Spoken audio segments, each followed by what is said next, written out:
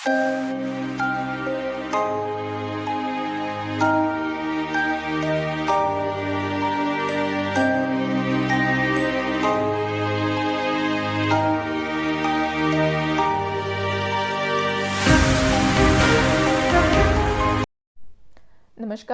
मैं Sonam Sharma. Online classes की इस श्रृंखला में आज हम प्रायिकता के चैप्टर का आगे अध्ययन करेंगे। पिछली कक्षा में हमने आपको प्रायिकता के बारे में बेसिक जानकारी दी थी और सिक्के और पासे के बारे में समझाया था। आज मैं आपको सिक्के और पासे से रिलेटेड कुछ क्वेश्चंस करवाऊंगी। देखिए, हमारा पहला क्वेश्चन है कि एक सिक्के को एक बार उछालने पर चित्त आने की प्रायिकता ज्ञात कीजिए। एक सिक्के को एक बार उछालने पर चित्त आने की प्रायिकता ज्ञात कीजिए। तो हमने पिछली कक्षा में ये पढ़ा था कि एक सिक्के को जब हम एक बार उछालते हैं तो टोटल परिणाम कितने आते हैं? 2। और वो 2 परिणाम कौन से हैं? एच और टी, यानी हेड और टेल। चित्त किसे बोला जाता है? चित्त बोला जाता है हेड को, और टेल को बोला जाता है पट। तो हमें चित्त आने की प्रायिकता ज्ञात करनी है। चित्त आने के अनुकूल परिणाम कितने हो गए? तो कितनी बार आया है चित्त? चित्त आया है एक बार, तो अनुकूल परिणाम हो गया 1। अब प्रायिकता का सूत्र क्या था? प्रायिकता का सूत्र था अनुकूल परिणाम बट्टे कुल परिणाम। तो अनुकूल परिणाम कितने हो गए? 1। कुल परिणाम कितने हो गए? 2। तो प्रायिकता हो गई 1/2, यानी चित्त आने की प्रायिकता है 1/2। जैसे चित्त आने की प्रायिकता 1/2 है, उसी प्रकार पट आने की प्रायिकता भी कितनी होगी? 1/2। अब मैं आपको 2 सिक्कों के बारे में जानकारी दूंगी। मैंने जैसे आपको एक सिक्के से रिलेटेड एक क्वेश्चन बताया, उसी प्रकार अब मैं आपको 2 सिक्कों से रिलेटेड एक क्वेश्चन बताती हूँ। तो 2 सिक्कों से रिलेटेड क्वेश्चन देखिए। क्वेश्चन है कि एक सिक्के को 2 बार उछालने पर, एक सिक्के को 2 बार उछालने पर दोनों बार पट आने की प्रायिकता ज्ञात कीजिए। एक सिक्के को 2 बार उछालने पर दोनों बार पट आने की प्रायिकता ज्ञात कीजिए।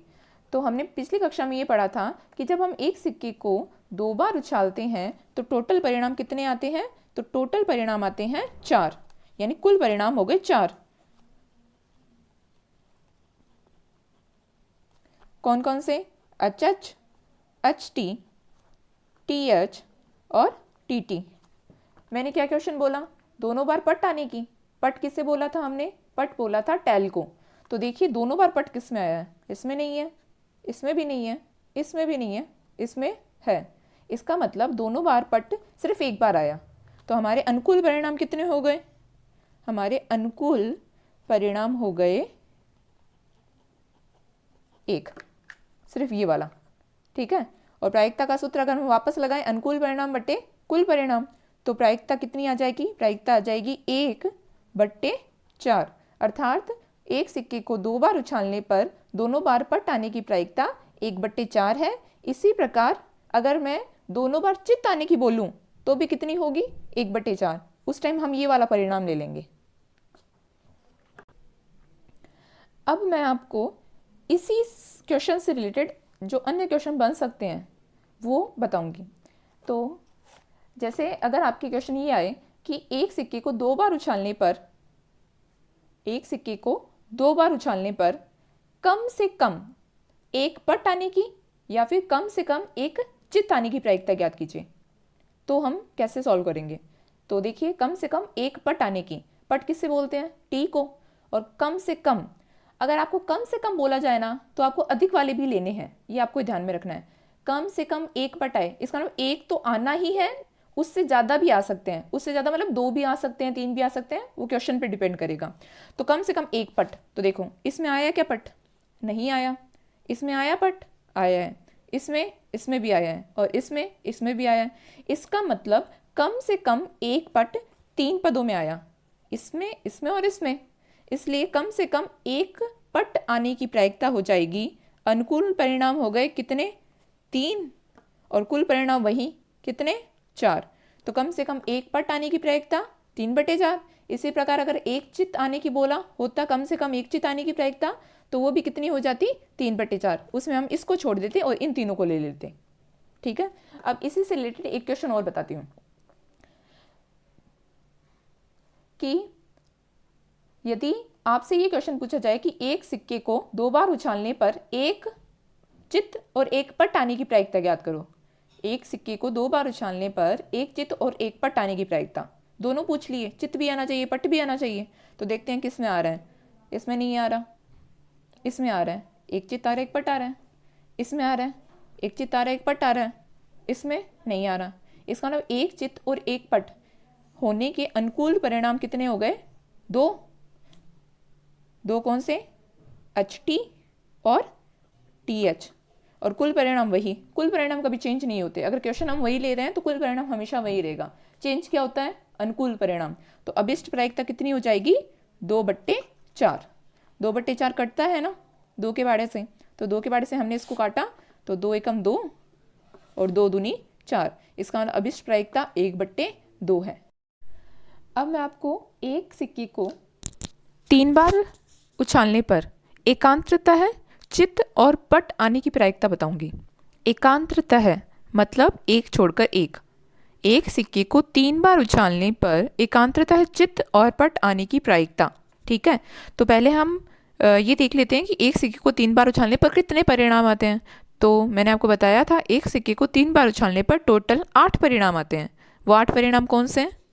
वो 8 परिणाम हैं H H H H, T T T, H H T, T T H, H T H, T H T, T H H और एक हो गया आपके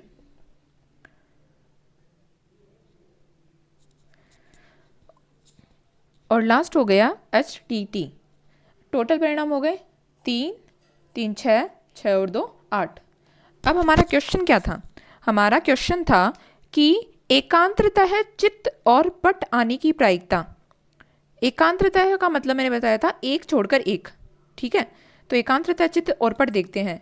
एकांत्रता है चित्त और पट हो गया, इसमें है क्या? नहीं है। इसमें तीनों बार H है, इसमें तीनों बार T है, इसमें लगातार H आ गए 2, इसमें लगातार 2 T आ गए। इसमें देखिए, इसमें पहले H आया फिर T आया फिर H आया। तो देखो एक छोड़कर एक हो गया ना, तो ये हो गया एक परिणाम। इसी प्रकार THT, तो इसमें भी पहले T आया फिर H आया फिर T आया। इसका मतलब ये हो गया दूसरा परिणाम। आगे देखें तो इसमें यहाँ 2 लगातार H आ गए, इसमें यहाँ लगातार 2 T आ गए। इसका मतलब एकांत्रता है चित्त और पट सिर्फ कितनी बार आए हैं? 2 बार। तो प्रायिकता हो जाएगी अनुकूल परिणाम 2 और कुल परिणाम कितने हैं? कुल परिणाम है 8। तो प्रायिकता हो गई 2/8। इसको मैंने 2 की टेबल से कट किया तो 2 एकम 2 और 2 चौके 8। इसका मतलब अभिष्ट प्रायिकता कितनी है? 1/4। आइए, जैसे अभी मैंने आपको सिक्के के बारे में समझाया, सिक्के से रिलेटेड कुछ क्वेश्चन बताएं, उसी प्रकार अब मैं आपको पासे से रिलेटेड कुछ क्वेश्चंस बताऊंगी। पासे से रिलेटेड एक क्वेश्चन लेते हैं। जैसे मैंने एक पासे को एक बार उछाला है और मुझे अभाज्य संख्या आने की प्रायिकता ज्ञात करनी है। अब हमने पिछली कक्षा में ये पढ़ा था कि जब हम एक पासे को एक बार उछालते हैं तब कुल परिणाम 6 आते हैं। टोटल कितने परिणाम आते हैं? 6। 6 परिणाम कौन से हैं? 6 परिणाम हैं 1 2 3 4 5 और 6। अब आपको ये पूछा गया है कि अभाज्य संख्या आने की प्रायिकता। तो अभाज्य संख्या के बारे में आपको बता देती हूँ कि अभाज्य संख्या उन्हें कहते हैं जो सिर्फ स्वयं से विभाजित होती है, अर्थात सिर्फ स्वयं के पाड़े से विभाजित होती है। तो अभाज्य संख्याएं इनमें से कौन कौन सी हैं? अभाज्य संख्याएं हैं 2 3 और 5। अभाज्य संख्याएं, अभाज्य संख्याएं स्वयं से विभाजित, स्वयं से विभाजित। अभाज्य संख्याएं हो गई स्वयं से विभाजित। तो 2 3 और 5, इसमें एक शामिल नहीं होगा क्योंकि हम एक का पहाड़ा नहीं मानते हैं। तो अब हमें ज्ञात करनी थी अभाज्य संख्या आने की प्रायिकता। तो अनुकूल परिणाम कितने हो गए? 3 और कुल परिणाम कितने हो गए? 6। तो अभिष्ट प्रायिकता हो जाएगी 3 बट्टे 6 यानी 3 के भाड़े से काटने पर आया 3 एकम 3 और 3 दूनी 6। अभाज्य संख्या आने की प्रायिकता है 1/2। अब मैं आपको इसी तरीके से सम संख्या आने की प्रायिकता और विषम संख्या आने की प्रायिकता के बारे में समझाऊंगी। तो पहले मैं सम संख्या बता देती हूँ। सम संख्याएं, सम संख्याएं जिसमें 2 का भाग जाए, तो सम संख्याएं कौन कौन सी हो गई इसके अंतर्गत? सम संख्याएं हो गई 2, 4 और 6। सम संख्याएं हो गई 2, 4 और 6। तो सम संख्याएं आने की प्रायिकता कितनी हो जाएगी? अनुकूल परिणाम 3 और कुल परिणाम 6 यानी 3/6। तो इसका मतलब प्रायिकता हो गई 1/2। ये हो गई सम संख्या आने की प्रायिकता। अब जो संख्याएं सम नहीं है उनकी बात करें तो वो संख्या किसके अंतर्गत आएगी? वो आएंगी विषम संख्याओं के अंतर्गत। विषम संख्याएं, विषम संख्याएं। तो विषम संख्याएं कौन सी हो गई? 1, 3 और 5। विषम संख्याएं होंगी 1, 3 और 5 जिनमें 2 का भाग नहीं जाता। तो विषम संख्याएं आने की प्रायिकता भी कितनी हो जाएगी? 3/6 यानी 1/2। अब मैंने आपको पिछली कक्षा में ये बताया था कि प्रायिकताओं का योग 1 होता है। अब आप इस चीज़ को ऐसे भी बोल सकते हैं, जैसे अगर मैं बोलूँ सम संख्या आने की प्रायिकता ज्ञात कीजिए, तो सम संख्या आने की प्रायिकता आ गई 1/2। और अगर मैं इस क्वेश्चन को ऐसे बोलूँ कि सम संख्या नहीं आने की प्रायिकता ज्ञात कीजिए, तो सम संख्या नहीं आएगी तो क्या आएगी? विषम संख्या। इसका मतलब सम संख्या आने की या सम संख्या नहीं आने की प्रायिकताओं का जो योग होता है वो हमेशा 1 होता है। तो देखो, सम संख्या आने की 1/2, सम संख्या नहीं आने की यानी विषम संख्या आने की प्रायिकता 1/2। दोनों को जोड़ा तो आधा और आधा कितना होता है? आधा और आधा कितना होता है? 1। इसलिए प्रायिकताओं का योग कितना हो गया? 1। ये मैंने आपको पिछली कक्षा में बताया था। अब मैं आपको एक अगला क्वेश्चन लेती हूँ, उसके बारे में समझाती हूँ। क्वेश्चन ये है कि एक पासे को एक बार फेंकने पर 4 से बड़ा अंक आने की प्रायिकता ज्ञात कीजिए।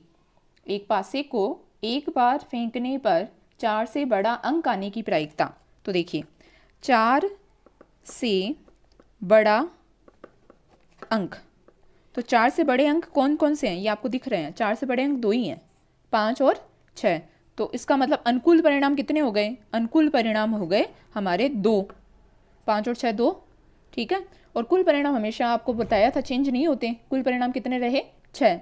तो प्रायिकता हो जाएगी 4 से बड़ा अंक आने की प्रायिकता है 2/6 यानी 1/3। 2 की टेबल से हमने इसको कट कर दिया। 4 से बड़ा अंक आने की प्रायिकता हो गई 1/3। अब अगर इस क्वेश्चन को थोड़ा सा चेंज कर दें और ये बोला जाए कि एक पासे को एक बार फेंकने पर 4 या 4 से बड़ा अंक आने की प्रायिकता, मैंने सिर्फ इतना ही चेंज किया है, मैंने ये और शामिल कर दिया 4 या 4 से बड़ा। पहले मैंने सिर्फ 4 से बड़ा बोला था, अब मैं 4 या 4 से बड़ा बोल रही हूँ। तो जब ये आए ना कि 4 या 4 से बड़ा, इसका मतलब ये हुआ कि हमें 4 को भी उसके अंतर्गत लेना है। तो पहले तो सिर्फ 2 ही अंक थे, अब 4 भी शामिल होगा। तो इसका मतलब 4 या 4 से बड़ा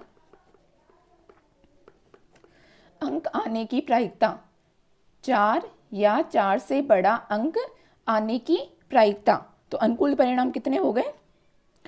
तो 4 या 4 से बड़ा अंक आने के अनुकूल परिणाम कितने हो गए? 3। कौन कौन से? 4, 5 और 6। तो अभिष्ट प्रायिकता हो जाएगी 3/6 यानी 1/2। 4 से बड़ा अंक आने की प्रायिकता 1/3 और 4 या 4 से बड़ा अंक आने की प्रायिकता 1/2, क्योंकि इसमें 3 अंक लिए हैं। कौन कौन से? 4, 5 और 6। पिछले वीडियो में मैंने आपको सिक्के और पासे के बारे में बताया था, सामान्य बातें, और इस वीडियो में मैंने आपको सिक्के और पासे से रिलेटेड कुछ क्वेश्चंस करवाए हैं। अब आप सभी विद्यार्थी आपकी बुक में सिक्के और पासे से रिलेटेड जो भी क्वेश्चंस हैं उनको सॉल्व करें और आपको जहाँ पे भी दिक्कत हो वो कमेंट बॉक्स में लिखें।